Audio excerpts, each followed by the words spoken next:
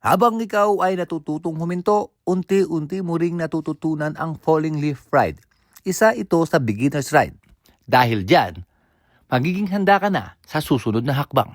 Tayo ay nakakapagpadausdos dahil sa hilabigat, dagsin o gravity. Ang pagkakaroon ng direksyon ay dahil naman sa pagsalin ng akmang bigat sa parte ng board upang ito ay makontrol mo o mamaniobra. Tunghayad ang ilan sa mga teknik upang magkaroon ng direksyon ng board.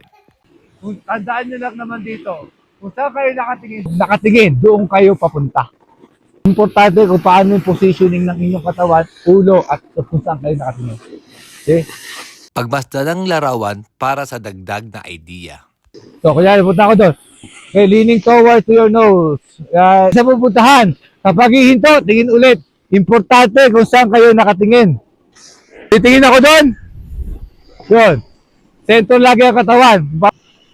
Yung ulo ko, di ba? Ganon din sa kabila. Ngayon, o ikaw naman ay goofy. Yun yung ulo ko, ha? Ah, see?